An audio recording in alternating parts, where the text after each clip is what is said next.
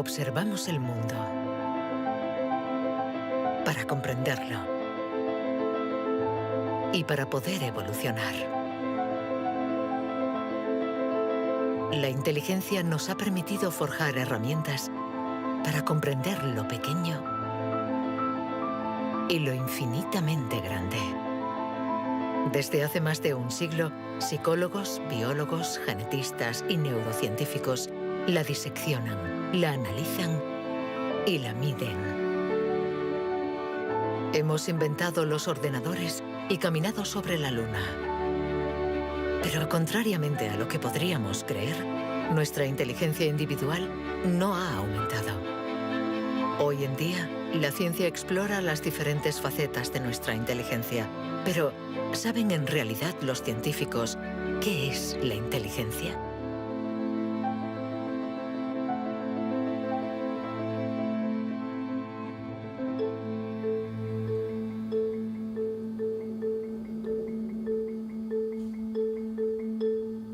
Inteligencia es relacionar. Unir elementos diferentes para hallar soluciones. Para entenderla, hay que conseguir dividirla y aislar todos sus componentes. Los investigadores estudian sus diferentes facetas.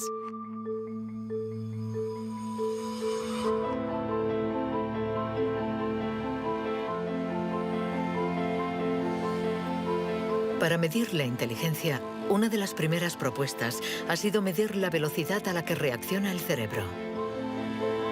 Este es el método que el profesor Ten Iannuis ha utilizado. Él ha comparado nuestro tiempo de reacción con el de nuestros ancestros.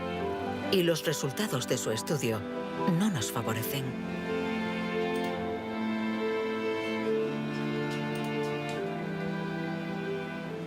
Para medir el tiempo de reacción, mostramos a una persona una luz sobre una pantalla y esta, pulsando un botón lo más rápido posible, debe decir si la luz aparece a la derecha o a la izquierda. No es un acto reflejo, sino una información simple que nuestro cerebro debe procesar.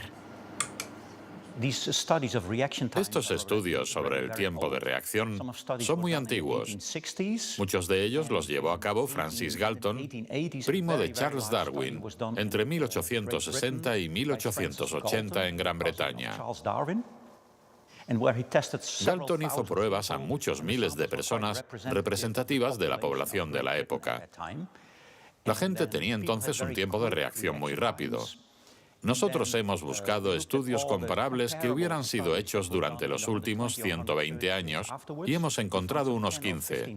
Al compararlos, hemos podido comprobar que durante los últimos 150 años la gente se ha hecho cada vez más y más lenta. Para el profesor Ten Iannuis, inteligencia es velocidad. Y nuestro cerebro invierte como media 50 milisegundos más que el de nuestros bisabuelos a la hora de procesar una información simple. 50 milisegundos más puede sonar como un algo ridículamente breve. Pero si pensamos en las miles y miles de decisiones que debemos tomar cada día, y somos un poco más lentos en cada decisión, esto puede tener consecuencias muy, muy importantes.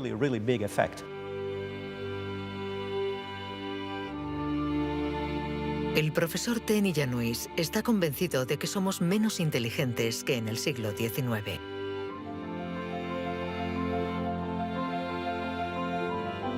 Y la prueba está en la increíble capacidad de invención de este periodo, marcado por una explosión de las innovaciones, de la creatividad, de las ideas. En el siglo XIX hubo muchas innovaciones fantásticas. Hay estudios que muestran que el número de inventos por habitante era 4 veces mayor que hoy en día.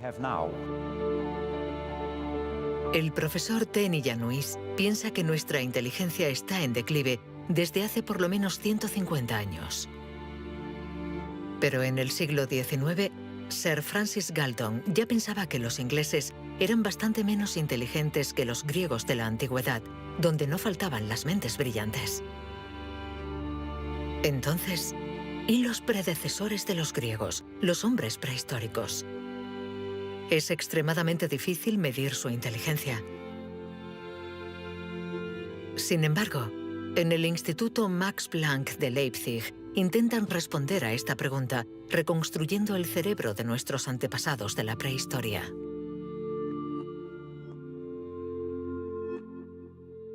La paleoneurología es una ciencia muy frustrante, porque su objeto de estudio es casi inexistente. No hay cerebros fósiles. Lo que sí tenemos es la caja que contenía este cerebro.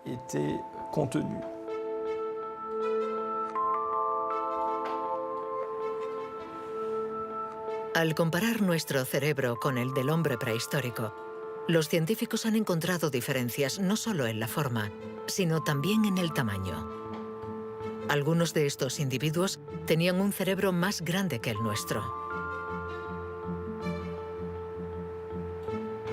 Sabiendo que todo lo que somos, todo lo que pensamos, nuestros recuerdos, la personalidad, las emociones, el lenguaje, todo depende de este órgano, entonces, ¿es que la inteligencia está relacionada con el tamaño? Sería absurdo pensar que no hay relación entre el tamaño del cerebro y la complejidad de los comportamientos, es decir, la inteligencia. Esto lo vemos en el reino animal. Los animales llamados más inteligentes, en particular los cetáceos y algunos tipos de delfines, por ejemplo, tienen cerebros muy grandes, con un gran número de neuronas. Por lo tanto, encontramos en ellos algo que también encontramos en los grandes primates y en el hombre.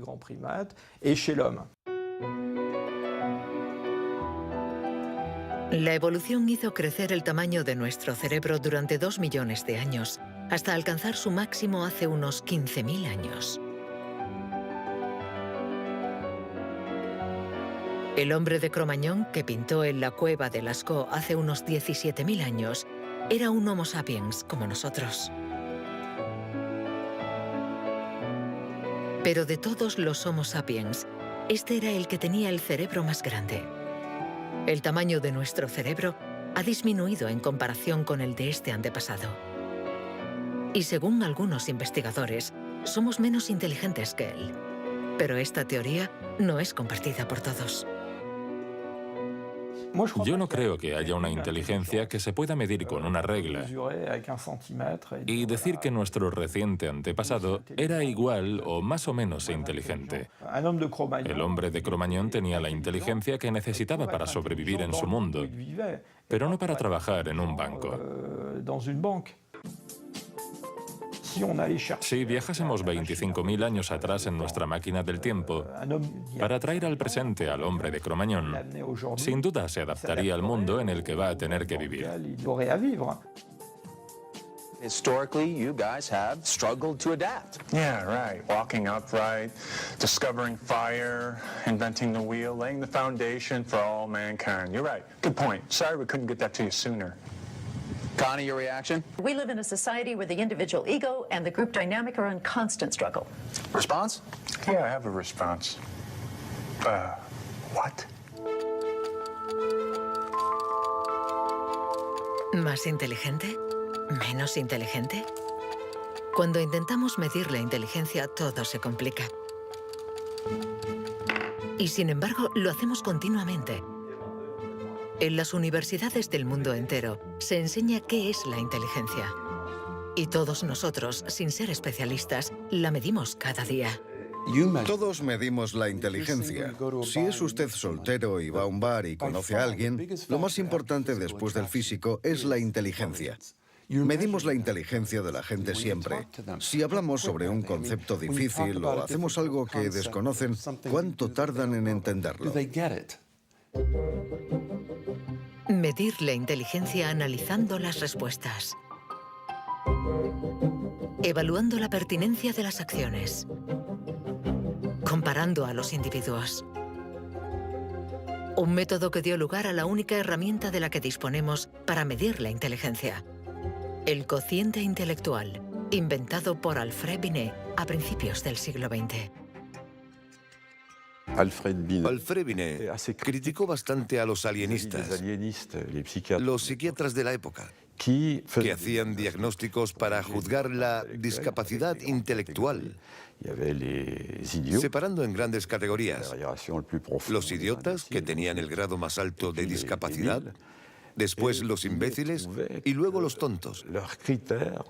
En opinión de Binet, sus juicios eran discutibles, muy difusos y diferentes de un psiquiatra a otro. Él pensaba que eran necesarios unos criterios objetivos y una única herramienta de evaluación basada en criterios científicos.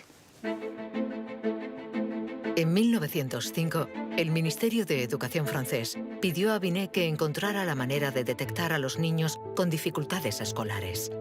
Él no tenía ninguna teoría sobre la inteligencia, pero observando a sus hijas, pensó que podría hacer una evaluación a partir del razonamiento, la capacidad de comprensión y la memoria. Lo que finalmente intentó hacer fue encontrar para cada grupo de edad los problemas característicos de ese grupo. Por ejemplo, les enseñaba una foto y les preguntaba qué representaba. Señaló que los niños de 3 años enumeraban lo que había en la imagen. Hay un señor, una señora, un banco, un árbol. Los de 7 u 8 años describían la imagen. Hay un señor y una señora sentados en un banco. Y por último, los de 12 años interpretaban la imagen. ¿Están tristes? ¿O bien el señor está enfermo? Y cosas así. Así, Binet desarrolló junto a Théodore Simon el primer test de inteligencia. Había nacido el clásico test de la edad mental. Es la relación entre la edad mental dada por el resultado del test y la edad real de la persona. La cifra se multiplica por 100 para obtener el cociente intelectual. Si un niño de 10 años resuelve las pruebas de uno de 12, será un niño adelantado y tendrá un cociente de 120. La idea era relacionar el rendimiento de un individuo con el de otros individuos comparables, es decir, los que están exactamente en la misma categoría de edad, la misma cultura, etc. Y, obviamente, partiendo de una serie de puntuaciones en la prueba para una edad determinada. El cociente intelectual es la posición de un individuo comparado con el rendimiento de otros que son como él o ella, es decir, de la misma edad. Le damos al cociente intelectual un poder exagerado, porque pretende medir una cualidad tan particular como la inteligencia.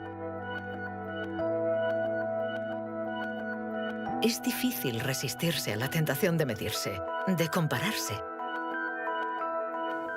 Lo que sí es un poco ridículo es lo que nos encontramos actualmente en Internet, como las páginas web que calculan nuestro cociente intelectual. La gente hace el test, se encuentra con una cifra y la interpreta.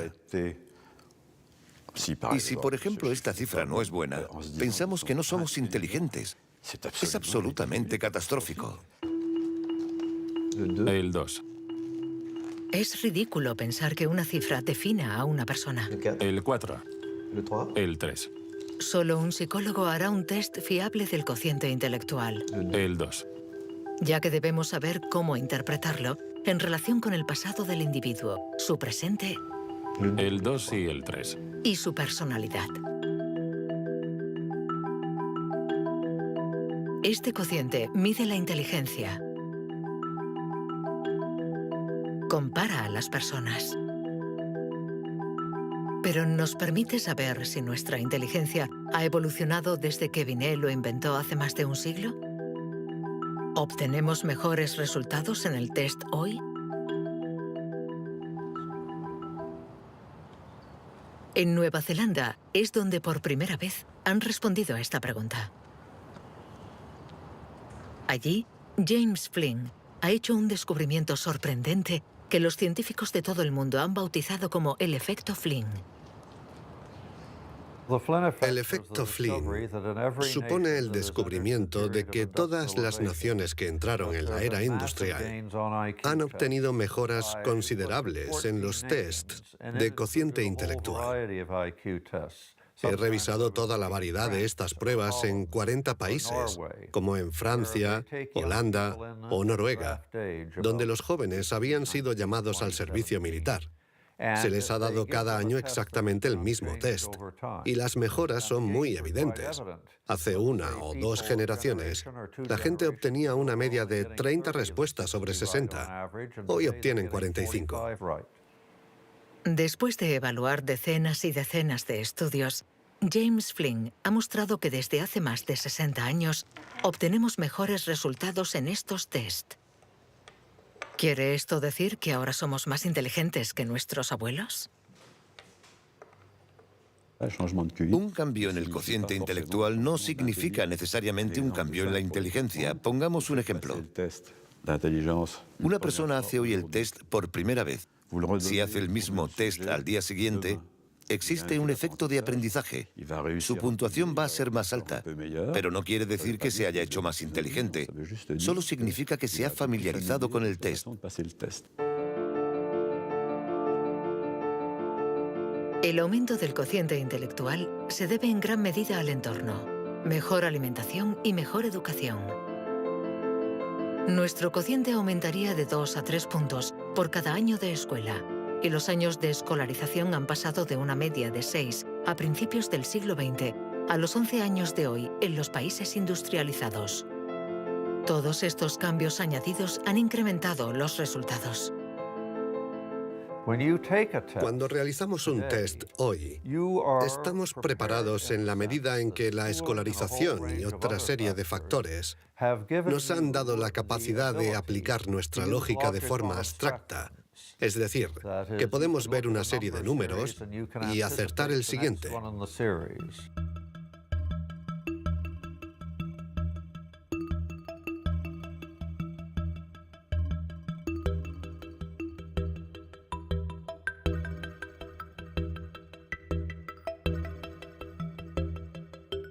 En cuanto a la inteligencia, no hay que fiarse de las apariencias. Tener mejores resultados en estos test no implica que seamos más inteligentes. Se trata solamente de que estamos mejor preparados para pasar el test. Nuestra inteligencia es como un músculo que entrenamos para obtener de él todo su potencial, y con el entrenamiento podemos alcanzar nuestros límites. Las cifras lo demuestran. Tras decenios de mejora, los resultados de los test han llegado al tope. Incluso están empeorando en países como Inglaterra, Dinamarca o Noruega. El aumento del cociente intelectual es un fenómeno que ha durado un siglo, pero todos los países terminarán por llegar al tope de este incremento. Sospecho que la educación formal ha abusado de la capacidad de manipular los conceptos abstractos y, a menos que se produzca una revolución de la pedagogía, los beneficios que ha producido la escuela van a tocar techo, ya que hoy en día casi todo el mundo está escolarizado.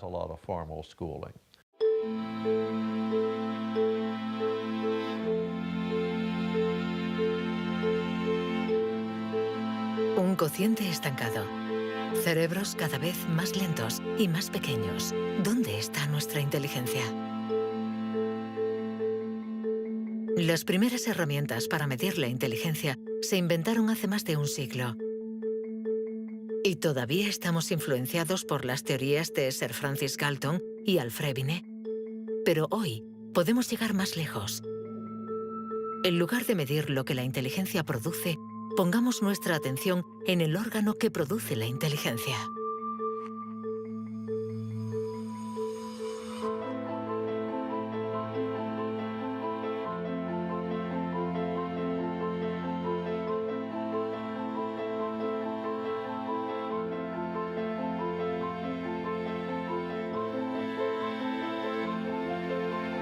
Richard Heyer es psicólogo y neurocientífico en la Universidad Irvine de California. Desde hace más de 30 años, intenta averiguar cómo es un cerebro inteligente. Gracias a los progresos de los instrumentos de observación, Heyer y su colega, el profesor Rex Jung, investigan en qué lugar del cerebro se aloja la inteligencia. Veamos el cerebro de Richard Hayer. Vemos un bonito cerebro. El doctor Hayer es una persona brillante e inteligente y vemos todas las regiones que sustentan su inteligencia.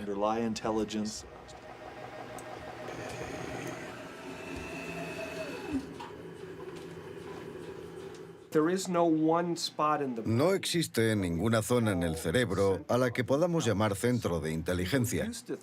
Se pensaba que había un centro de inteligencia en la parte frontal, pero las investigaciones han demostrado que cuando resolvemos problemas de inteligencia en el interior de un escáner, la comunicación bidireccional entre la parte frontal y la parte posterior es muy importante mientras efectuamos la operación. El profesor Hayer es uno de los pioneros en la utilización de modernas técnicas de neuroimagen. Su primer estudio data de 1988. Hasta entonces, nadie había utilizado estas herramientas para investigar la inteligencia. Hemos encontrado áreas del cerebro que se activan cuando hacemos un test de inteligencia. Pero lo más sorprendente ha sido que cuanto más activas estaban estas áreas, menos buenos eran los resultados de dichas pruebas. Esto es lo contrario de lo que esperábamos. En el mundo de la ciencia, encontrar un resultado opuesto a lo esperado es realmente interesante.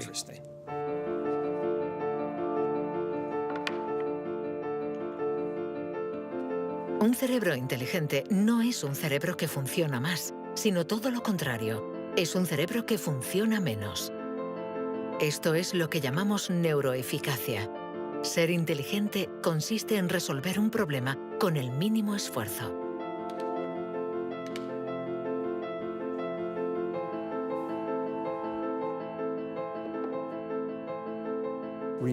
Si recordamos la primera vez que condujimos un coche, el primer día en un gran aparcamiento vacío, con alguien sentado a nuestro lado, girando el volante y pensando, ahora tengo que frenar.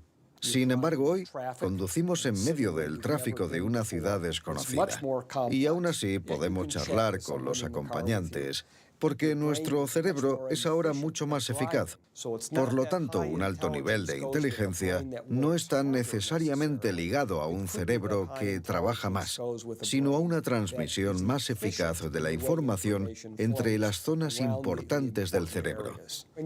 Cuando se piensa en un proceso tan complejo como la inteligencia, debemos imaginar que el cerebro es como una orquesta con distintas secciones. Pero el verdadero misterio está en cómo interactúan estas secciones, porque, como sabemos, esta orquesta no tiene director. Si el cerebro es una orquesta, entonces la inteligencia es la música.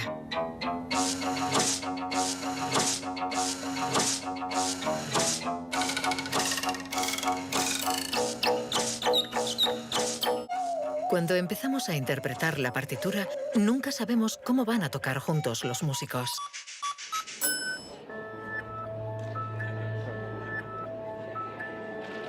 En la Universidad de la Sorbona, el profesor Olivier Houdet busca un director para esta orquesta.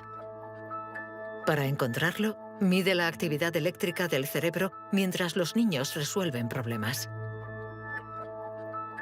Lo que le interesa es lo que él mismo llama bugs de inteligencia. Mostramos a un niño una imagen con 1, 2, 3, 4, 5 babars separados y 5 babars juntos. Y le preguntamos si hay el mismo número de babars en la parte de arriba y en la de abajo. Hasta los 7 u 8 años, todos los niños del mundo responderían, hay más arriba, porque la imagen es más larga. El cerebro de los niños es fácil de engañar por la inteligencia visioespacial, según la cual longitud es igual a número. Esto significa que tenemos caminos neuronales distintos para resolver una misma tarea.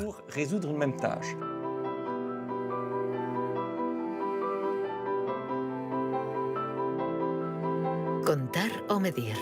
Hay muchas soluciones para un mismo problema, y nuestro cerebro está continuamente luchando para inhibir las estrategias negativas. Lo que queremos mostrar, y esta es la originalidad de nuestro laboratorio, es que la inhibición es sin duda el proceso clave y positivo de la inteligencia, porque nos permite resistirnos a nosotros mismos. Resistirnos a nosotros mismos es aprender a controlar las interferencias que perturban a nuestra inteligencia. El test de Stroop es uno de los métodos de observación de estas interferencias. Consiste en decir el color de una palabra sin leerla. Azul, amarillo, rojo, amarillo, verde. ¿Rojo, verde? ¿Verde? ¿Rojo? verde, amarillo, Amarillo, rojo. amarillo, amarillo, rojo. Amarillo, rojo, Amarillo, amarillo. Rojo, verde, rojo, amarillo, azul, verde.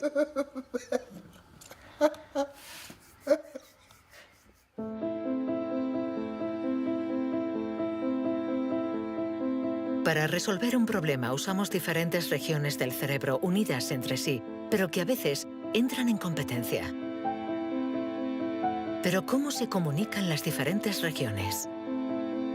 Este tema le interesa al profesor Douglas Fields, del Instituto Nacional de la Salud de Washington.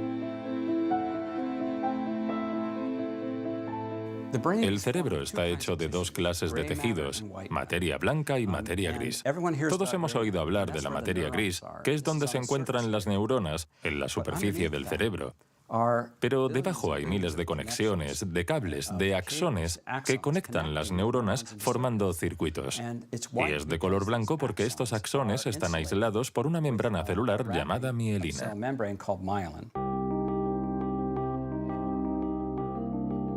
La mielina envuelve los axones y permite que la información circule de forma rápida y eficaz en el cerebro.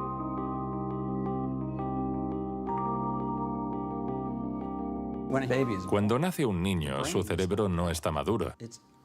Sus funciones son mínimas. Un bebé no puede hacer casi nada. No puede alimentarse, su visión es muy limitada, no puede andar ni sujetar su cabeza. Esto se debe a que nuestro cerebro está siendo permanentemente moldeado por el entorno.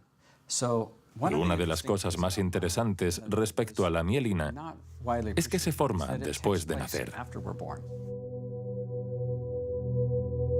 La mielina es esencial para que la información circule de forma eficaz por el cerebro. Es esencial para nuestra inteligencia. Pero en la actualidad, la formación de la mielina está alterada. Barbara Demnex, endocrinóloga del Museo de Historia Natural de París, estudia cómo nuestra inteligencia está amenazada por uno de los azotes del siglo XXI. La contaminación. En cualquier parte del mundo donde vivas, estarás expuesto a ciertas sustancias químicas que interfieren en el funcionamiento de la hormona tiroidea. Esta es la hormona producida por la glándula tiroides que está en la base del cuello. Es necesaria para el desarrollo del cerebro desde las primeras etapas del feto hasta una edad más avanzada como la mía, para asegurar el mantenimiento de las funciones mentales, incluida la mielinización. La Autoridad Europea de Seguridad Alimentaria ha analizado 297 pesticidas. Entre ellos, más de 100 afectan al funcionamiento de la hormona tiroidea, como el bisfenol A, el PCB y los productos ignífugos. Productos químicos con los que estamos en contacto a diario. El equipo de Barbara Demnex ha demostrado que estos productos bloquean los receptores específicos de la hormona tiroidea de cada una de las células cerebrales y los efectos son considerables. Hay una evidencia sólida. Los científicos hemos observado los niveles de exposición en las madres. Se han comparado diferentes niveles de exposición y hemos visto que los niveles más elevados estaban asociados a una pérdida de 5 a 6 puntos de cociente intelectual en sus hijos. Cierto es que la mayoría de nosotros no percibimos la diferencia, pero es evidente que 5 puntos menos de cociente intelectual pueden suponer una gran diferencia en cuanto al éxito escolar o al éxito en la vida. Y saberlo puede ser muy preocupante para los padres.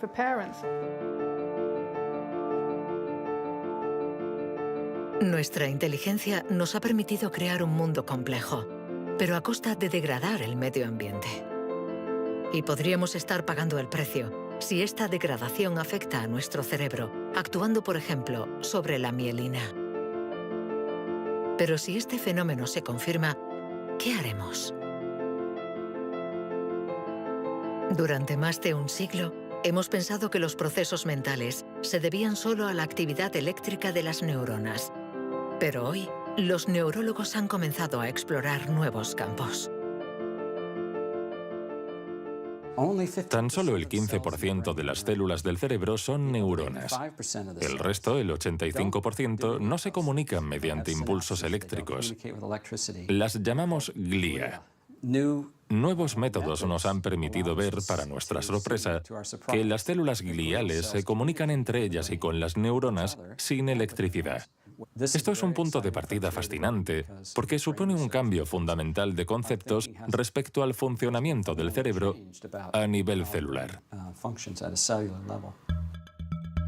Células gliales. Células mucho más numerosas que las neuronas y que forman su entorno. Algunas fabrican la mielina. Otras alimentan a las neuronas y las protegen. Estas se denominan astrocitos. Y un descubrimiento inesperado indica que los astrocitos juegan un papel en la inteligencia. Todo comenzó con un genio. En abril de 1955, en el Hospital Princeton de New Jersey, el patólogo Thomas Harvey dirigió la autopsia de Albert Einstein. El 18 de abril, a las 8 de la mañana, decidió robar el cerebro del hombre considerado como la encarnación del genio. Pretendía examinar este preciado órgano para encontrar el secreto de la inteligencia. Después de esconderlo en su casa durante 27 años, autorizó a otros científicos a examinarlo. Estos descubrieron en el cerebro de Einstein lo que podría ser el secreto de su inteligencia. El cerebro de Albert Einstein fue examinado para ver qué era lo que lo hacía más inteligente, y no pudieron encontrar ninguna diferencia en el número de neuronas ni en el tamaño. No había nada, excepto que su cerebro tenía más astrocitos. Esto llamó la atención de mucha gente sobre el papel de los astrocitos en la inteligencia. Los astrocitos. Células gliales identificadas hace más de un siglo. Aunque en los últimos años, los científicos han comprendido que su función no era mucho más compleja de lo que imaginaban. Los astrocitos sirven para muchas cosas. Controlan la sinapsis, controlan el flujo sanguíneo en el cerebro, alimentan a las neuronas, reaccionan a las heridas. Todas estas cosas estaban consideradas como tareas menores que los astrocitos hacían en el cerebro, y no habían sido tomadas muy en serio hasta que se dieron cuenta de lo determinantes que son los astrocitos para las neuronas. Un astrocito humano controla cientos de neuronas, muchas más que, por ejemplo, un astrocito de ratón. Basándose en esta observación, un equipo de la Universidad de Rochester ha realizado un experimento fascinante. Para entender mejor la inteligencia humana, han decidido cruzar la barrera de la especie y han trasplantado astrocitos humanos en el cerebro de un ratón.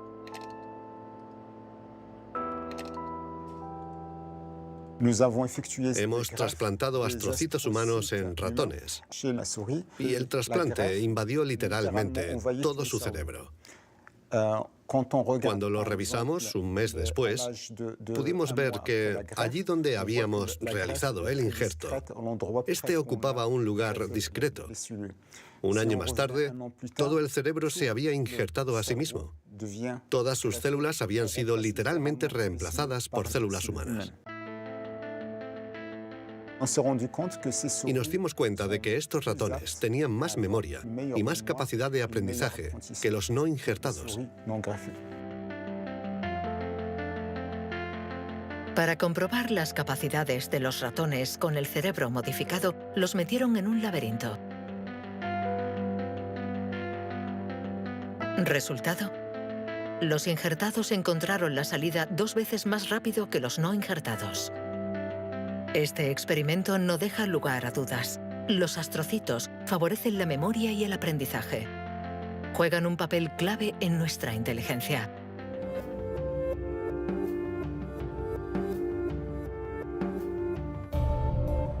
La inteligencia se refleja en el funcionamiento del cerebro. Pero ¿cómo se explica la diferencia entre las inteligencias de nuestros colegas, amigos o padres?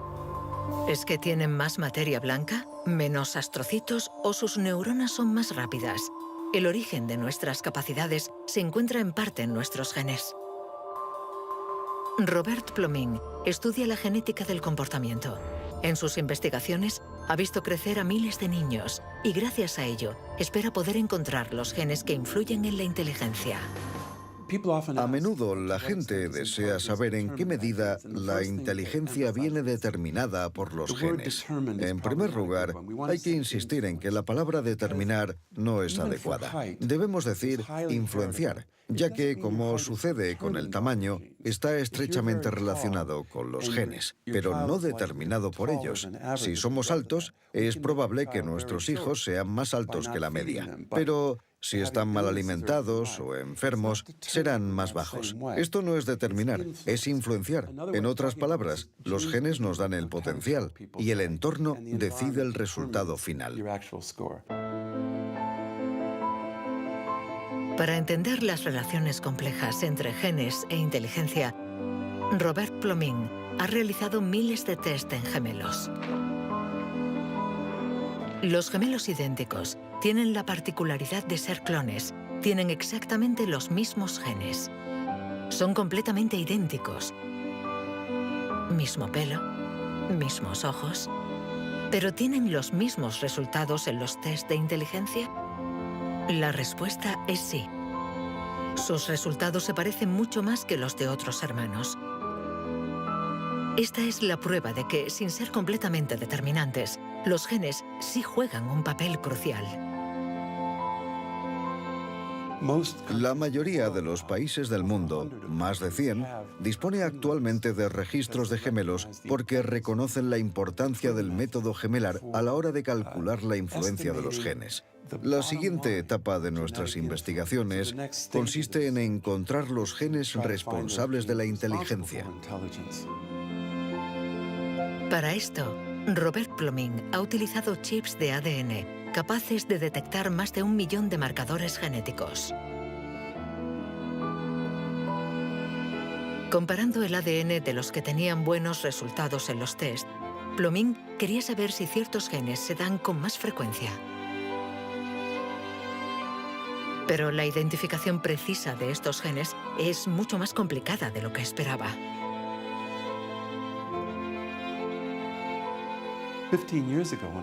Hace 15 años, cuando comencé a buscar los genes de la inteligencia, nadie imaginaba que sería una tarea tan difícil.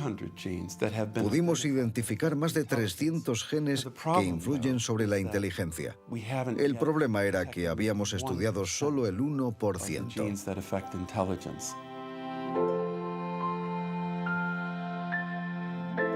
La inteligencia está influenciada por la interacción de muchos miles de genes que conforman una red increíblemente compleja. Además, producen efectos distintos en función de la región del cerebro donde actúen. Antes pensábamos que el cerebro funcionaba por áreas. Esta área controla el lenguaje, esta hace otra cosa. El cuerpo calloso comunica los hemisferios. Hoy nos hemos dado cuenta de que esto era ficción y que el cerebro actúa de forma más global. Desde un punto de vista genético, se ve más claro todavía, ya que la mayoría de los genes que actúan sobre el cerebro actúan sobre muchas regiones del cerebro. Paso a paso vamos entendiendo nuestra inteligencia. Los científicos afinan las herramientas para medirla, pero la cuestión es cómo las vamos a utilizar.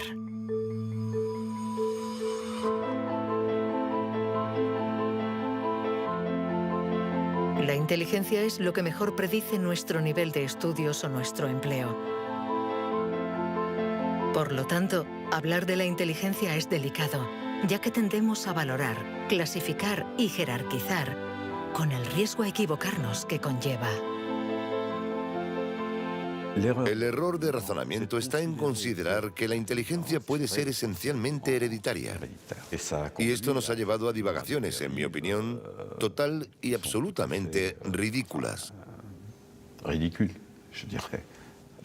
Por ejemplo, en 1924, creo, se votó en Estados Unidos una ley que restringía la inmigración mediante cupos, porque en los test daban resultados menos buenos. Y se suponía que los inmigrantes eran hereditariamente menos inteligentes. Se limitó, pues, su entrada al país para evitar un descenso en la media. Como sabemos, entraban por la isla de Ellis, frente a Nueva York, donde muchos de ellos eran devueltos, sobre todo aquellos que se anticiparon al auge del nazismo.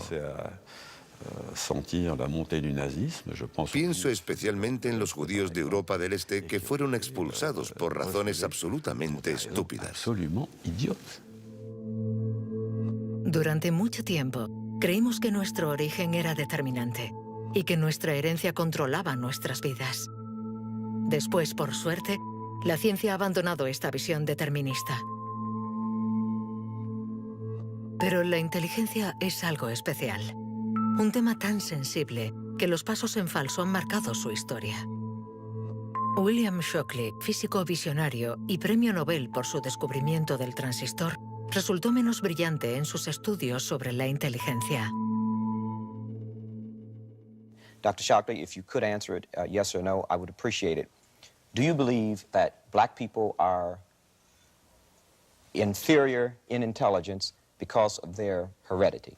What I say is this. My research leads me, and it's a tragic conclusion, really, my research leads me inescapably to the opinion that the major cause of the American Negro's intellectual and social deficits is hereditary and racially genetic in origin, and thus not remediable to a major degree by practical improvements in environment. Then what do you see as the solution to the problem? I would propose that you would offer a bonus to everyone to be sterilized. The offer is based upon the best estimates, best scientific estimates that one can have of any genetically carried disabilities.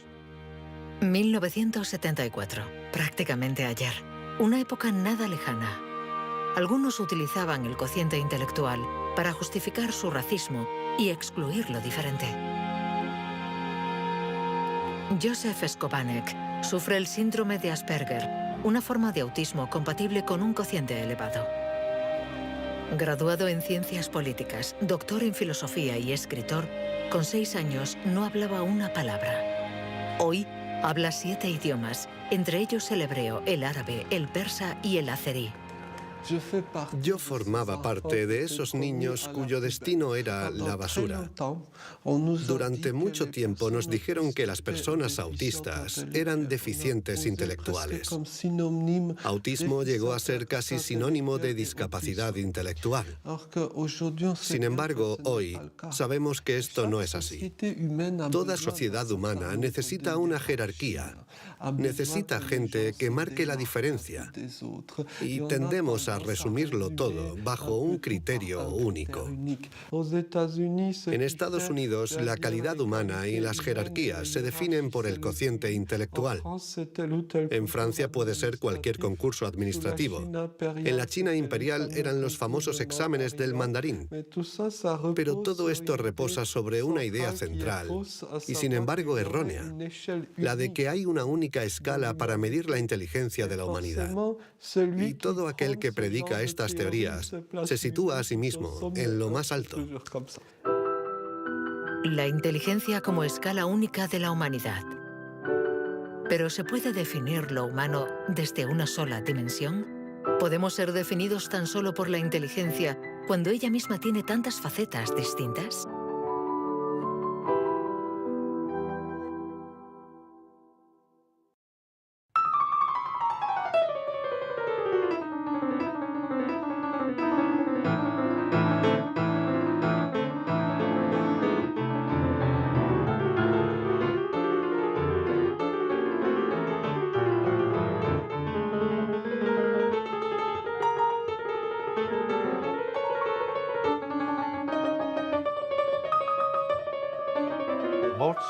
Nos han dicho siempre que Mozart podía tener en la mente una sinfonía entera. Cuando escuchamos una sinfonía, debemos seguirla a medida que se desarrolla en el tiempo. Sin embargo, él la veía en su totalidad. Viene a ser la clase de complejidad mental de un matemático cuando tiene en mente 7 u 8 fórmulas y conoce todas las conexiones posibles entre ellas. Pero siempre podemos argumentar. ¿La inteligencia musical es inteligencia? No importa. Lo que importa es que existe y que aquellos que la poseen no tienen necesariamente un cociente intelectual elevado.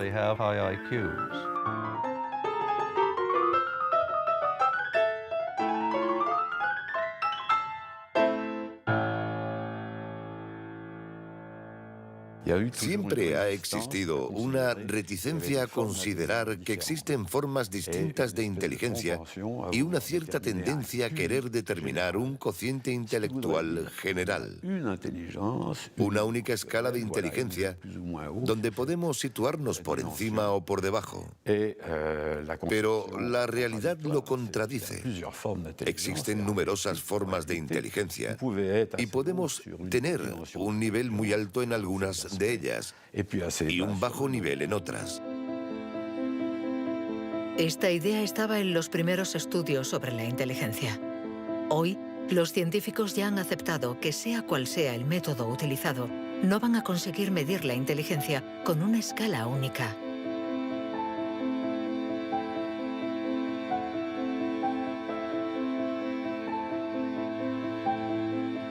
En la Universidad de Nuevo México, el profesor Rex Jung está convencido de que para resolver cualquier tipo de problema usamos distintos tipos de razonamiento. Y lo que llamamos inteligencia no es sino uno más de ellos. Creo que la creatividad es otro modelo de funcionamiento del cerebro y lo que intento averiguar es si es diferente a la inteligencia o similar. ¿Estamos hablando de lo mismo o de algo distinto? Y he llegado a la conclusión de que la creatividad es un proceso de razonamiento básicamente diferente.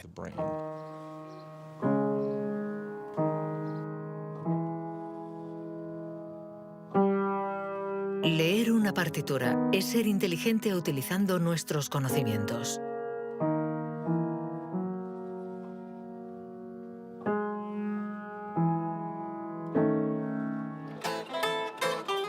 Improvisar es ser inteligente inventando y siendo creativo.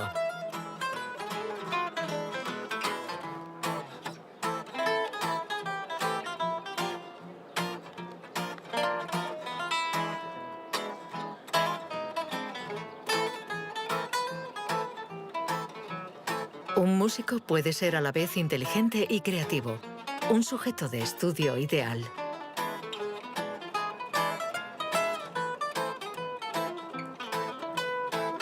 El profesor Jung ha estudiado numerosos cerebros para saber cómo pueden coexistir inteligencia y creatividad.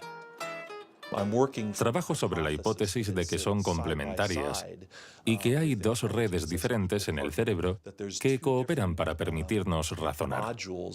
Una es un tipo de razonamiento inteligente y la otra un tipo de razonamiento creativo. Y las dos son extremadamente importantes. Estamos muy cerca de comprender cómo funcionan. Nuestra teoría es que la red de la inteligencia se sitúa sobre todo en la superficie del cerebro. Con la creatividad las cosas son diferentes, porque depende principalmente de la llamada red de modo por defecto, situada en el interior del cerebro.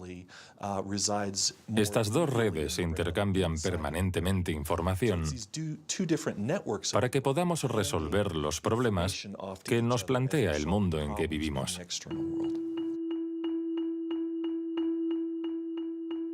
Todos hemos experimentado esa sensación de una idea que surge de no se sabe dónde con la fuerza de la evidencia.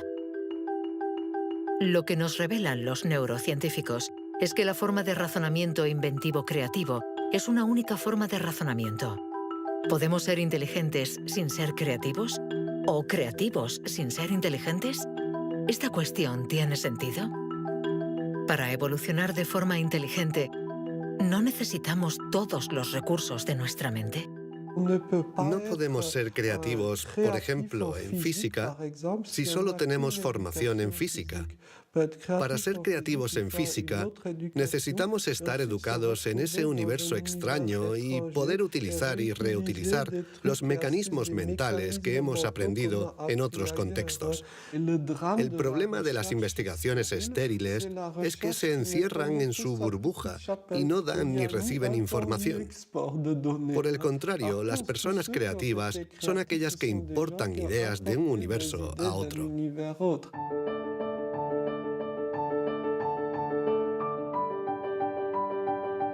Los hilos se tejen. El cuadro se completa. Los científicos ensamblan poco a poco las diferentes piezas de nuestra inteligencia. Pero el mundo evoluciona y la inteligencia también. El cerebro está en permanente evolución y permite que la inteligencia se adapte a los problemas que debemos resolver, por múltiples y variados que estos sean. Cuando era niño, sabía que yo no funcionaba como los demás y era consciente de ello. Esto me hizo reflexionar y me llevó a imaginar un mundo plural. Un mundo donde no hubiera una única forma de clasificar y de medir, sino muchas.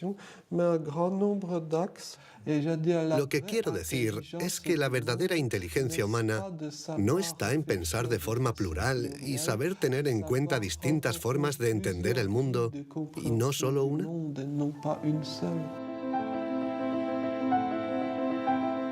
El papel de la ciencia no debe ser el de decir si somos más o menos inteligentes que nuestros vecinos o que nuestros antepasados, sino el de ayudarnos a entender cómo funciona nuestro cerebro. Así, sabremos cuidar nuestra inteligencia y también mejorarla para tejer hilos de unión entre nosotros y la diversidad que nos rodea.